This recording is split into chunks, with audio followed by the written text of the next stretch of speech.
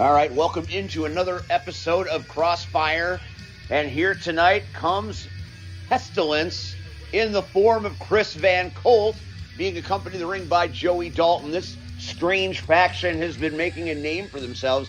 Although JJ conspicuously absent, we will have to find out what gives there.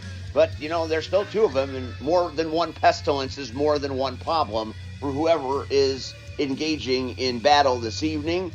We are live here. Amazing venue, Bakerville Bar and Grill.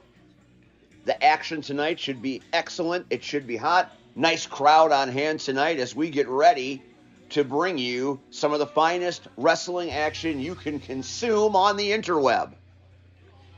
And there he is, Chris Van Colt. A dark side we never knew existed has found its voice, and just look at him. What a changed human. The body language, the mannerisms. There's just something sinister about him these days. And certainly with the help of Joey Dalton and JJ, maybe Chris Van Colt has found himself, his inner demons unlocked. He certainly doesn't look well, doesn't look right, but that may be to the detriment of his opponent here tonight.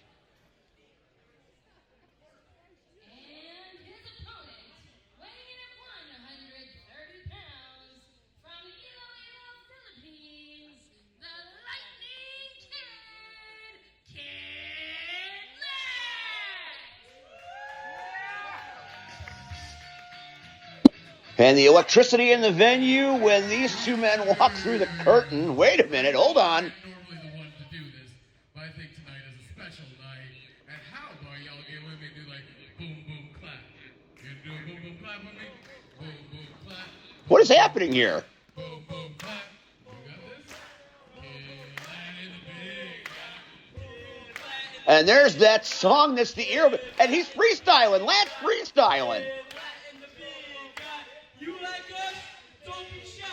Kid Lad, and don't be shy.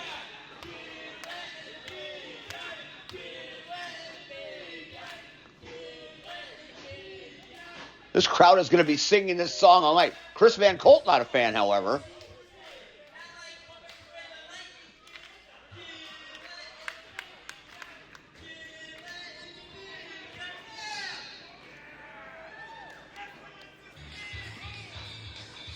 Who would have thought this tag team coming together would create so many magic moments? Kid Lat and the Big Guy, now their own homegrown theme song. You can find that on Spotify, I'm sure, and it's racing up those charts. That's catchy stuff. And there's a little merch he's throwing away.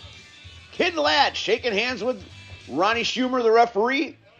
Good spirits to be had by all except for the two members of Pestilence. If they could remove the large broom from their posterior regions, they may too have fun in this match, but doesn't seem likely as we get ready to go. They ring the bell, and here we are.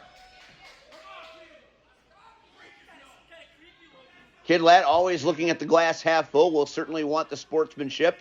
Won't get it from Chris Van Colt, I'd imagine, as he is staring a hole right through the center of the skull of one kid. Oh, and there it is. The quick exchange and the quickness of Van Colt.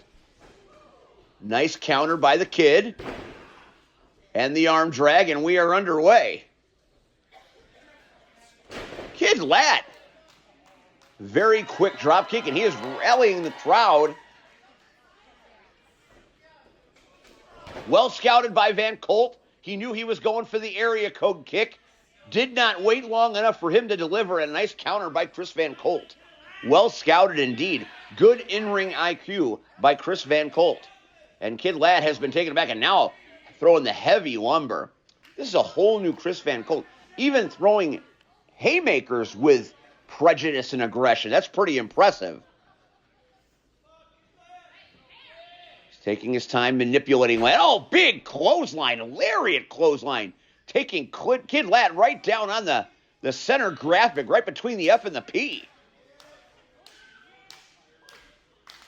And now Van Colt taking maybe a little too much time. Dropping a big elbow, very effective, right through Kid Lat's heart. Might be a good time to go for a pin, but oftentimes Pestilence does not like to pin right away. They like to provide a little bit of punishment, and now the fans are getting in the kitchen of Chris Van Colt, and this time waited way too long, comes up empty on that elbow drop, and Ladd has signs of life. Kid Ladd is a hard striker, even for being a smaller competitor, very, very, very physical when he needs to be, and Van Colt has him up, slides through, another nice drop kick, and now we got another opportunity. Whatever area code you're watching this from, you can sing it along with me. And this time Van Colt again prepared, has caught him, and now looking for no good. Oh, a backbreaker. That'll unseat your spinal column very, very quickly. And the cover only gets 2. Ref Schumer right there. Ronnie is everywhere when she's in that ring, calling it right down the middle. And now Ladd is in trouble, holding the small of the back. That is some pain he is feeling right now.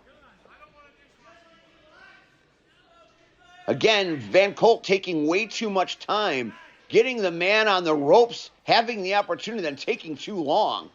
And now he gets Ladd up to the top turnbuckle where Ladd is perched, brushing off the shoulder. Van Colt taking an awful lot of time here setting this up. All the time he takes is it's giving Ladd time to recover. Now he's looking for maybe a big superplex off the second rope. Ladd is blocking it. Oh, a headbutt. That briefly rocked Van Colt. Now Ladd, flying missile drop kick off the top rope, right in the chest, and Van Colt has been rocked.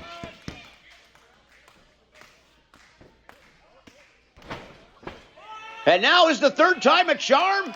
He has got him set up. The crowd is begging for it. There it is. I'm doing this in the 708, so that's what I'm calling it tonight. And now Ladd going up. This could be the end of Pestilence, certainly the end of Van Colt.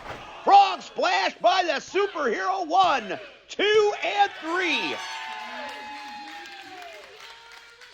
Big win for Kid Ladd. Hugging referee Ronnie Schumer. The big guy Josh Price celebrating on the outside, and the big hug. It's a hero hug.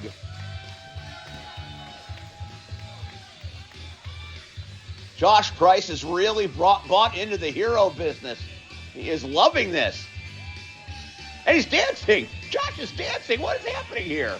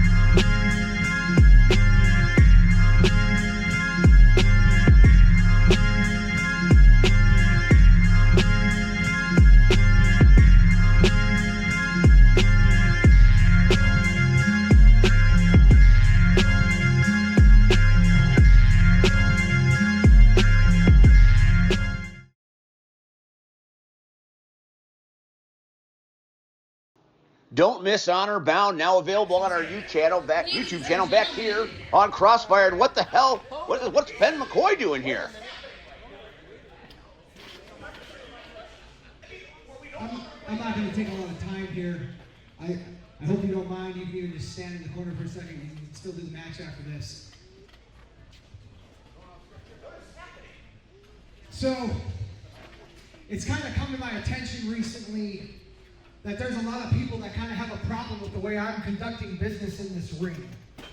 And I kind of find it funny and a little ridiculous that while I tell everyone what I'm going to do in here, and I say exactly how it's going to happen, all of a sudden when I do what I say I'm going to do, I'm the villain. I'm the bad guy. Suddenly, what did you call me, Steve? Unhinged was the word, right? Unhinged.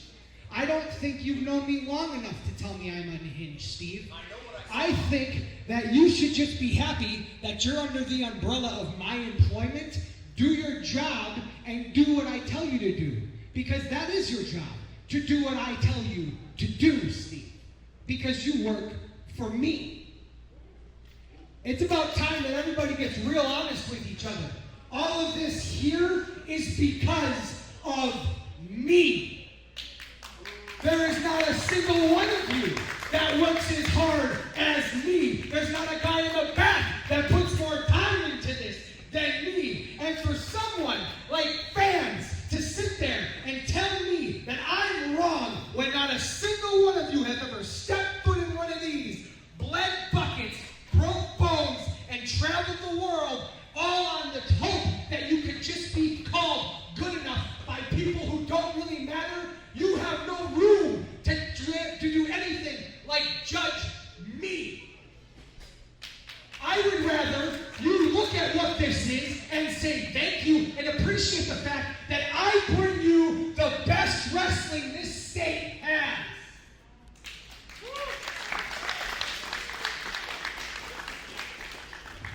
But you know, I've been told by our magistrate I owe people apologies. So I'm out here so you don't find me to give the apology that in your email I'm supposed to give. So let's go with this. So, I was told that I was overly violent with Nathan Gust at Honor Bound in Milwaukee.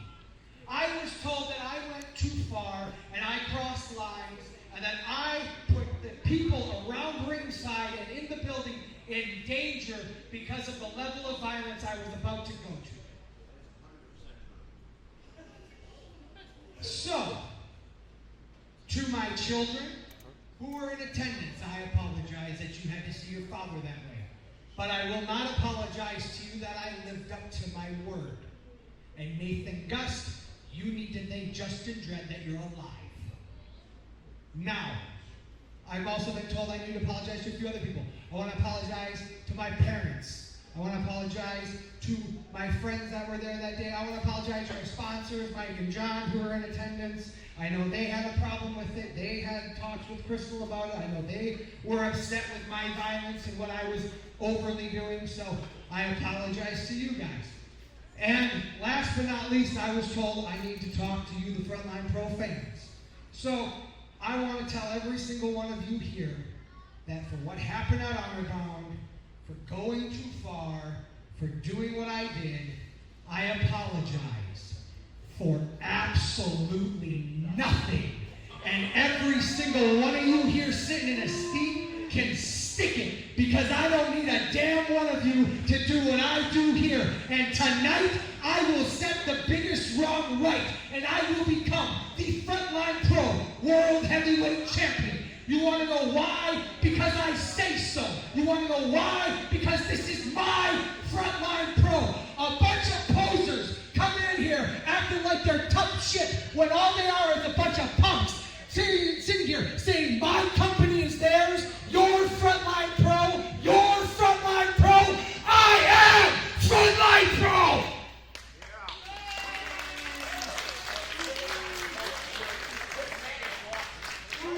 I have been bulletproof for over 10 years, but I am a creator at heart, and you will find that what I have in store for every single one of you next is my greatest creation yet. And tonight is just the beginning. But I promise you, the end is coming soon.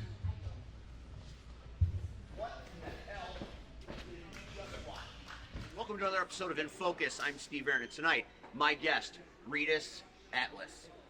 You are a very impressive figure in Frontline Pro. Your stature and your personality in the ring. Where does Rhetus Atlas fit at Frontline? You know, that's a great question. That's a question I've been struggling with for a long time here. Because as many of you may know, I was with a group called Culture Nation, and man, we did some very bad things to a lot of people. And I'm still trying to recover from that. I'm trying to turn a new leaf, if they would say, right? Just trying to establish myself as one of the good guys, but I know it's gonna take some time. People are not gonna be a little forthcoming at first, but I'm willing to put in the work, and I'm willing to show the fans that I can be that good guy. Turning over a new leaf, a shot at redemption. These are all admirable things. Now, we all well remember the dance between you and Quinn Whittick in a story that captivated the minds of the Frontline faithful. Now, it's been a minute since you've been in the title picture. Why are you not getting back to that level? Is that something you're actively pursuing? Do you want to go back there? Where are your thoughts on not being the man right now? Because you put in the work. Absolutely, I do put in the work, and a title picture, yes. I most definitely what I strive for. I'm in the gym every day, 7 days a week, 2 hours strong. I put in that work. When I come back for that title, because Shaq Jordan has it now, I want to be ready. I don't want to rush anything. I want to have peak Rhetus Atlas versus prime Shaq Jordan, whoever the champ may be at the time. But when I come, I want to come prepared. You have dazzled the people in this building with your in-ring skills. I think them gravitating to a different version of Rhetus Atlas will be excellent. And we're about halfway through 2024. We still have 6 months to go. There's still a long time for Rhetus Atlas to do his thing and make his legacy. What will that legacy be? At the end of the day, a championship. Plain and simple. That's what I strive for. I'm gonna get that. Strong words from a strong man. This has been In Focus. I'm Steve Aaron.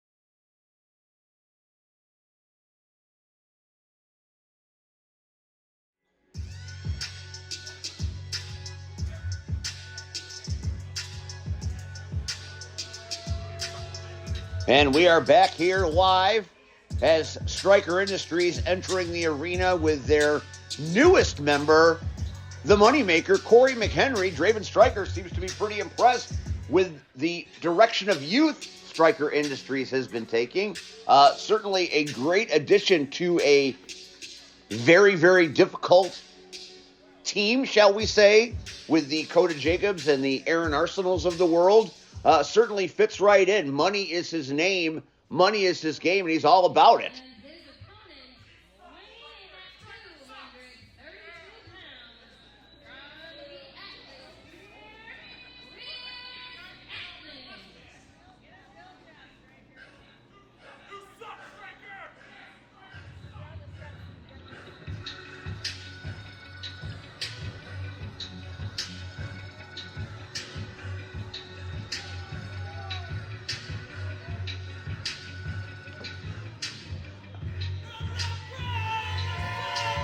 And we welcome in the man known as Rhetus Atlas.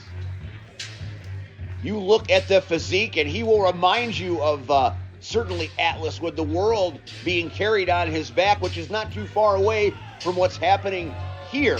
Rhetus Atlas in recent weeks wondering where he stands in the landscape of Frontline. And with what the creator Ben McCoy, the now creator Ben McCoy, has to say, you can only wonder where Rhetus Atlas fits in this puzzle here at Frontline Pro. The landscape ever-changing, new faces, new ideas, demonic roles have been reversed here, and what was a benevolent person in charge of this company has now shifted to dementia. And that's going to cascade and affect absolutely everybody. And now Stryker departs the ring, and it's Atlas versus McHenry. This is why we do CrossFire. Two great talents in that ring are going to showcase their wares, which is what makes Frontline special. Not what the creator says or does, but what the athletes do. And he says he doesn't know anything to the fans. Listen, McCoy, here's the thing. If there aren't fans around that ring watching you, you're playing to empty chairs, pal. So everybody in the ring, everybody around the ring is Frontline Pro. And you better not get that twisted, creator, as we are set for action. The bell rings, and here we go.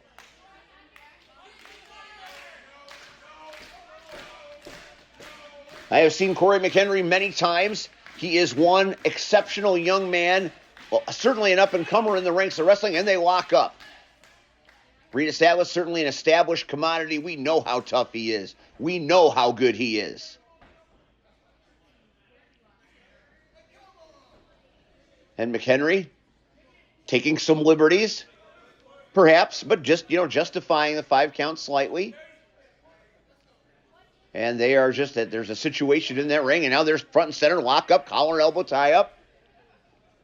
And certainly McHenry in great shape, but you would have to believe the strength goes to Atlas, although Corey showing himself to be strong, reversing him around into that corner.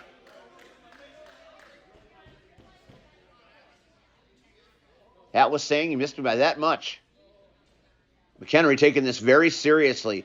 McHenry wants to become a fixture here at Frontline, and getting in line with Draven Stryker, certainly a good way to make that happen. And now he's got that arm bar, twisting that joint manipulation on Atlas, and Atlas is trying to reverse it, and is successful.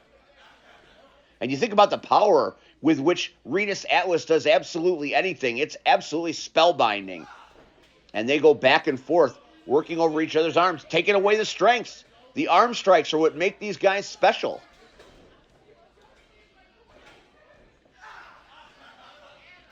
Who's going to break a limb first, I guess, would be the idea here. And now McHenry showing some surprising strength and tenacity. I don't think Atlas was expecting that. And a swing and a miss. Atlas was expecting that. Turns it into a hip toss. And another hip toss. And McHenry rocked by the physicality of Atlas. And then, there you go.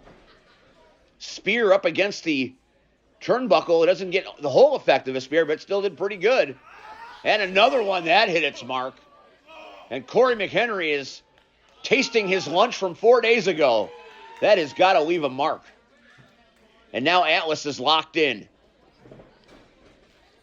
McHenry ducks the clothesline, ducks the second clothesline.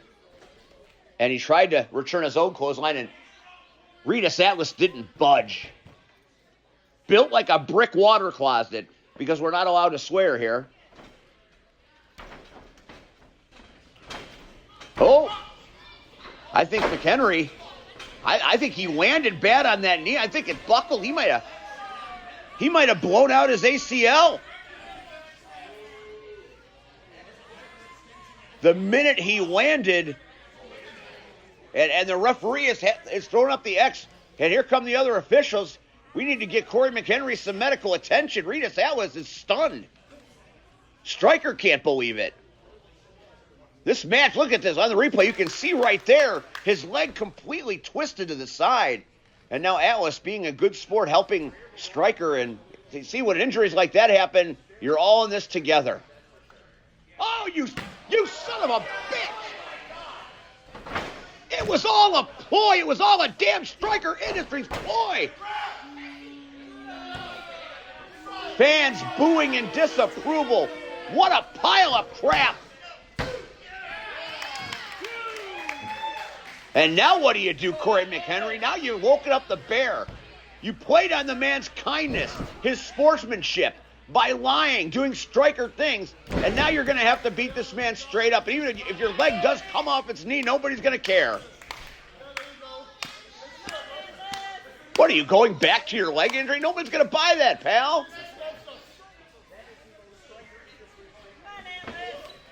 And McHenry throwing Rita Atlas outside the ring. I'm not sure this is where Corey McHenry wants to take Rita Atlas right now in light of everything that's gone on. McHenry using that ring apron, that hard surface, as a weapon. Ooh.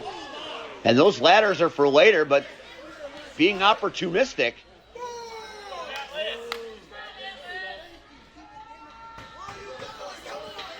Oh, and Atlas moves.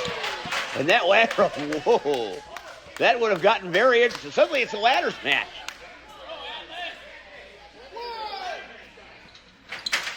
That seriously has turned into a ladders match. If that ladder falls right now, the crowd is going to become part of the ladder match.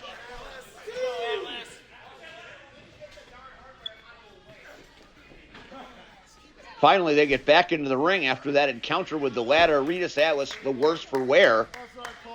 As the match continues, and he is thought it was a lackadaisical cover, but he's using a blatant chokehold. Well, certainly McHenry fits right in with the demographic of Stryker Industries. Cheat whenever possible, win when you can. Should put that on a t-shirt, Stryker. And McHenry is trying to get the crowd in. That is, you got a better chance of Santa Claus coming to town than that.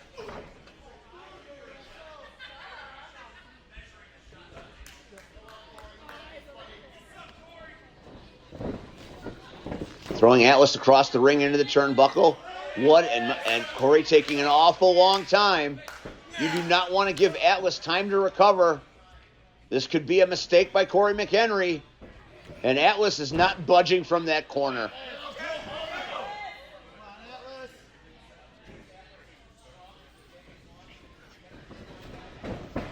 He got him that time, and out of the ring he goes again.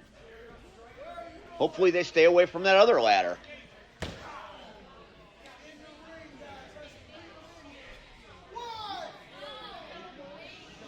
And this is the thing right here, young mistakes by a young man. You cannot give that amount of time to a seasoned veteran like Rita Atlas. You need to keep the ground and pound going. Whoa, he almost lit up Stryker there.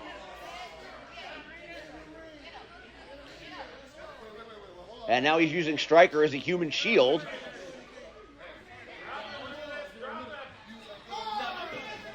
And there it is. That's what Stryker Industries does. Stryker right in the face of Atlas so McHenry could label him from behind. And back in the ring goes Atlas.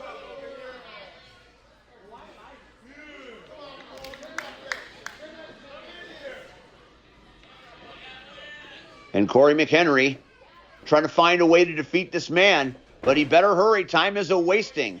The longer this match goes, the more it favors Rita Atlas. And the strength of Atlas showcased right here. Tossing him into the turnbuckle, and now the strike. The time Corey McHenry took to put away Rita Atlas is going to come back to bite right across the face. That could very well be the knockout punch as McHenry has been rocked. And there's the cover. 1, 2, and McHenry kicks out. He still has some fight left in him, apparently. And now Rita Atlas getting this crowd behind him. The excitement is being felt everywhere except with Draven Stryker, who doesn't look very excited at all. Big knee right to the abdomen. McHenry finding a way to possibly extend this match and save himself. Try for the suplex, blocked by Atlas. Blocked by Atlas yet again. And this time Atlas gets him up, and he's not letting him down. All that blood rushing to the head and the hair of McHenry, and down he goes in a heap. And that is the raw, brute strength of Rita Atlas. And now he is waiting for McHenry to get up. He is stalking him. He got him right in his sights.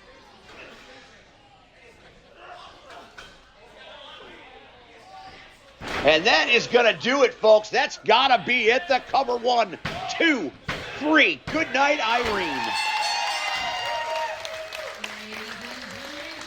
Despite shenanigans that you would...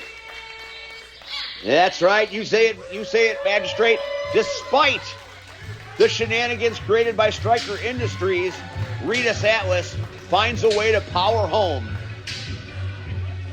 And as the landscape shifts here at Frontline, that may be one of the bigger wins of his career, because we heard what McCoy said. We heard how he put it. Things are changing, and perhaps not for the better. And Stryker appears to be chastising Corey McHenry.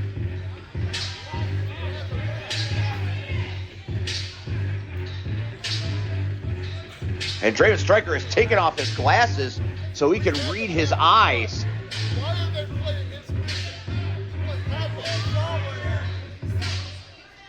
And Draven Stryker not happy at all with the loss of their new member. All is not well in the house of Stryker. I don't think I've ever seen him chastise one of his own people like this in the ring, making a lesson of him.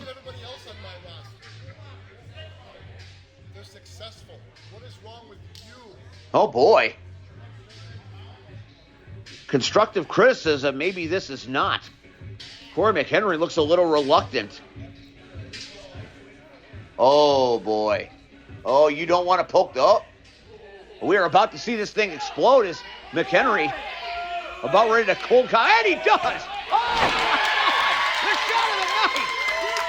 And Rita Atlas finds it exciting. He just laid the lumber on Draven Stryker and knocked him out with one punch. Let's take another look. Oh my God. I can watch that 1,000 times and never get tired of it. Let's do it again. Let's do it. Look at super slow-mo. Ow! Oh man, I will never get tired of that footage here on CrossFire.